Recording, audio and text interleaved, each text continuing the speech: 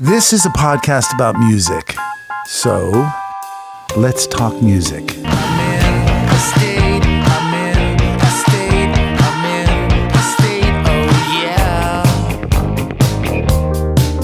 On this program, we talk everything music. Each week, I interview an established or up-and-coming artist in hopes of getting just a little glimpse into their world and process, and to see if I can find out just what makes them tick.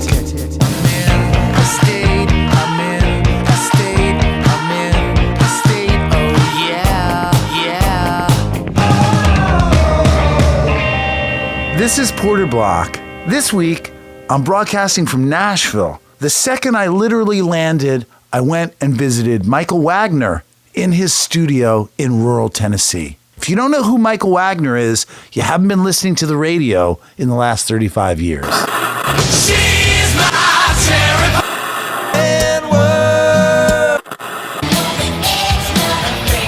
Master. Ain't seen the life you got. No more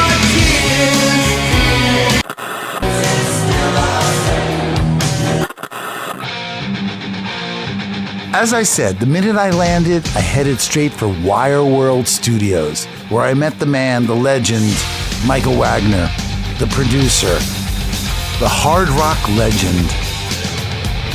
How'd you end up here, and what about Nashville do you like so much? Well, I did a record here in 1995, and with Accept, a band that I was the original guitar player in, and I grew up with a singer, actually, Udo. We went to school together. And we did that record here, and I fell in love with Nashville. I have to say that was 1995, when Nashville had 550,000 people, which is now way over 2 million. So it got a little bit more crowded here, and but I loved the town. I loved the people, mainly. Coming from LA, not everybody had a knife behind their back here. In a state. Very early on in your life, you were an engineer, and you built a studio called Tennessee Tone Studio. Did you have sort of visions of being in Tennessee one day? No, not at all. That was I worked at a company called Stramp, and we were building amplifiers and mixing consoles. And at some point, there was a band in Hamburg, Germany, and they were called Tennessee. It was a German country band, which was god-awful. And so they wanted to build a studio mainly to record themselves and to rehearse. And, I had some experience in building studios, so I built a studio. And so they called it Tennessee Studios. Besides music, you talk about that there's been such a population growth here. What else do you do in Nashville other than music? Because it's really just known as Is there music. anything else? I don't know. They never let me out of here. Racing, I don't know what farming. to do. Are there artists here that you're working with that you feel are exciting as, for instance, LA in the heyday of the 70s and 80s? And are there other styles of music that you like? Well, number one, everybody I knew from LA is now here in Nashville. Everybody. And it's there's more rock and metal here in Nashville than country music by now. And on top of that, about 75% of my clients are from overseas.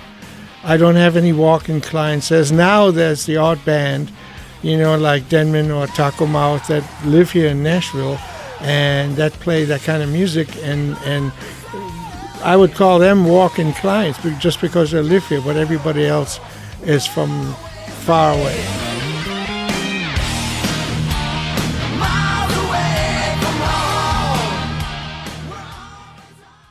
You did the Janet Jackson remix, and I'm sure you've done maybe other things, but that's very specifically sort of out of your safe zone. Did you enjoy it? Was it something that you learned from? Yeah, it's still rock. That Janet wanted to cross over into rock with that song. That was, I think, one of the few songs that she personally wrote on that album, Rhythm Nation. And it was just a remix for a video and for a single. So the album was already out with that song on it. And so, A&M called me and said if I wanted to work with her on that song and just mix it for her. Did you cut new tracks? Yeah, we cut some rhythm tracks with Nuno. And but to begin with, there was at least 25 rolls of analog tape with that song on it. So the song had been recorded probably 30 times, and out of that we picked the best version. You are a complete producer. You work from the ground up. You also do mixing, famously Master of Puppets. Is there something more satisfying about starting from the beginning and going through, or Yes. do you like having a fresh set of ears to something? No, I like starting from the beginning, planning the whole thing, and I have a vision from the first day on. I get that demo, and then pulling that through, and I do like mixing of this whole part. I don't want to say it's my favorite part, but it's the part where I can be more creative, and so I like both actually. But if I can, I'd like to produce myself, because when you're mixing something that somebody else has recorded, it sometimes turns into fixing, and you can't bring it all the way up to where you might want to do.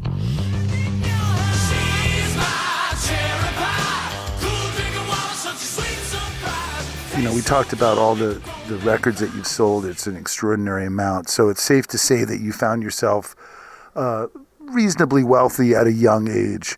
Did you spoil yourself? What do you call young? This industry is so well known for excess. You like spending money on gear, obviously, but is there something else that you did to spoil yourself during those heydays? Yeah, I liked to fly airplanes at the time. In the late 80s, beginning 90s, and travel a bit here and there. But other than that, if you're in the music business and you are somebody that people want, you don't get too much time off, and from 85 till 89, I worked every single day, not a single day off. So, when people go, overnight success was a damn long night. I heard it from a source that you are a pilot. And that Pirate? And that you were struck by lightning while you were flying your plane. And and other things. Tell me what happened. Oh, God, that's a very, very long story. And you have to kind of know a little bit about airplanes to get the whole thing. But I was flying and I got struck by lightning about 3 inches from the fuel tank. So let's say I got lucky. Well, you were lucky being struck by lightning, because that probably, the odds of that are, well, maybe with It's very common. It's very common if you're very common. Almost every plane gets hit by lightning every time it flies in that kind of weather. But if it hit the fuel tanks, it would have exploded. It could have. Oh, it could have. It could have, yeah.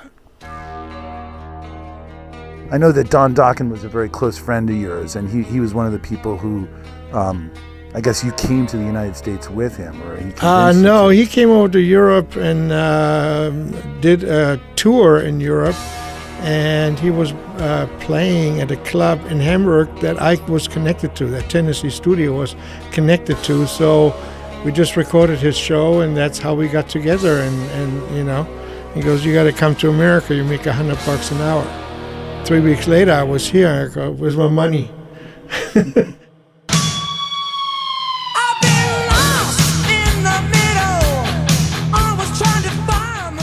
You did a lot with Elektra in back in those days. That was an incredibly thriving label. They like making money, so.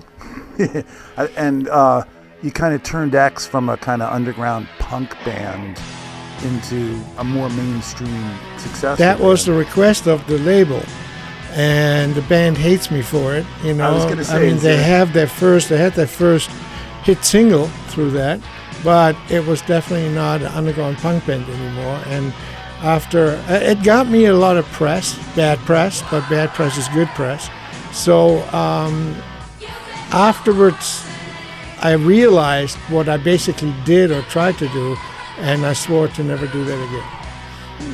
Which was what? Which was to to turn a punk band into a pop band. right On the request of the label. You know, the requests of labels were taken a little bit more lightly after that. Well, baby, I think I love you. But I wanna know for sure. Come on and hold me tight.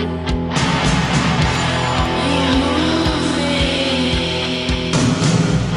the lifestyle and the craziness, what was going on in the late 70s and 80s. You know, I don't want this to be self-incriminating, but were you a chaperone? Were you a member of the gang? How did it work when you've got to make something? You've got to come out of there with I become the something. fifth member of the band. If I do a record, I'm in the band, so to speak, and whatever goes on there, I'm in it. Except for the band members have a lot more time, free time than I do, because I sit in the studio all day, you know, and you work with the first guitar player, he's done, he lays down on the couch, and the second guitar player comes in, but I'm still sitting here, you know, and that's the way it goes on all day. So, you know, bands like Skid Row was an amazing record to make. It was a lot of fun, a lot of craziness, and safe craziness, nothing stupid. Right. You know, not really drugs. There was alcohol involved, like everybody, but not drugs that I know of. You know, maybe there was a little smoking certain substances, but I don't think anything heavy was going on. So, and I never, ever, ever got involved in any drugs whatsoever, not even smoking pot, and I never will. So you not only were a member of the band, but you were kind of the Iron Man, keeping it all together, which... Well, that's what a producer does. yeah, I don't know if everybody knows that, though. Well, nowadays, if you can put beats together, you can call yourself a producer. In other words, if you can change a tire, you're a mechanic. Whoopie scoop, scoop dee whoop, whoop dee scoop dee poop, poop dee scoop dee whoop. Do you still approach making records the same way that Yes. you did? What's changed due to the technology? Or has Nothing changed? to do to the technology. I record on a different medium, but I still record exactly the same way I did way back. And you know, unfortunately, that's becoming a lost art. And nowadays it's all plugins and you know, with computers and stuff like that. They're supposed to be your tool, help you, and not be something to fix lacking talent. You know, like autotune. I just don't use autotune. I don't use drum alignment.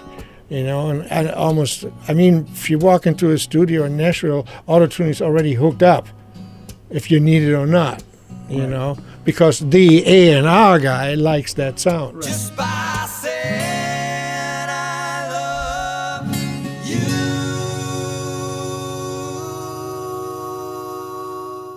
I mentioned Master of Puppets, Skid Row, Dokken. Of all of the records that you've made and been associated with, is there one that sticks out as a favorite, or maybe it wasn't the best-selling record, but it was something that you were particularly proud of? Record 5 to about 220.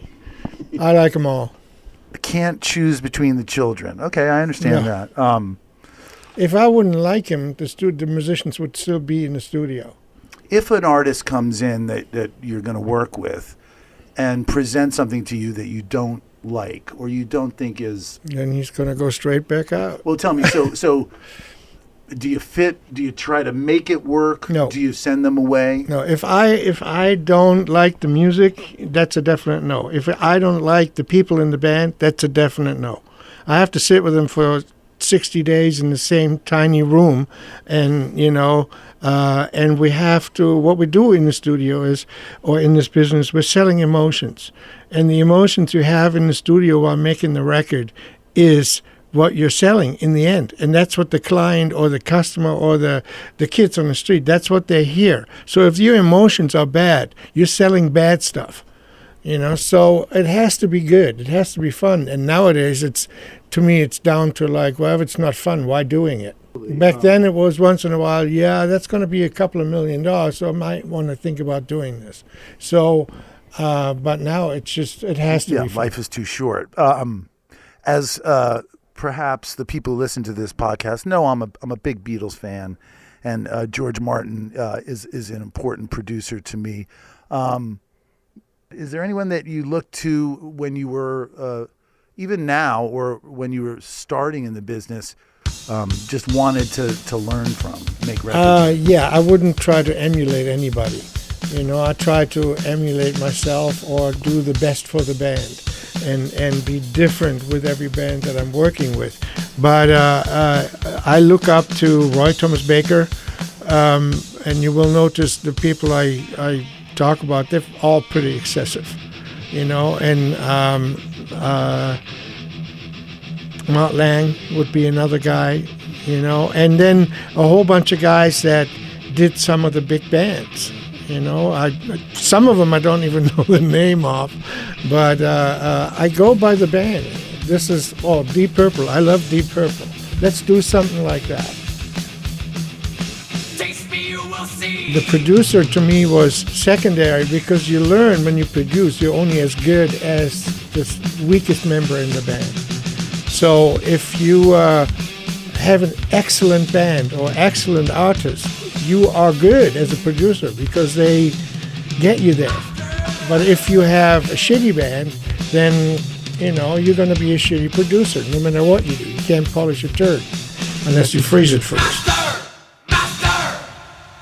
That leads me to my last question, which is that I ask each interviewee to give me Kiss tour.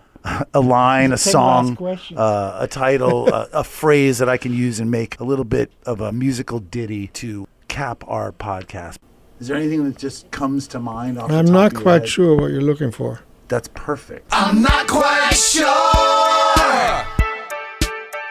just what you're looking for. Is it skies of blue? A shrimp taco or two? Would you like a little auto-tune? Or a Tennessee Valley view? Would that do? I'm not quite sure just what you're looking for. I'm not quite sure just what you're looking for. Thank you, Michael Wagener, for the song inspiration and allowing Interstate Podcast to come out to your studio. This is Porter Block, and you can listen to my music on iTunes or Spotify. Thank you for listening, and if you want to hear more, go to interstatepodcast.com. Once again, if you're listening to this, you are in a state.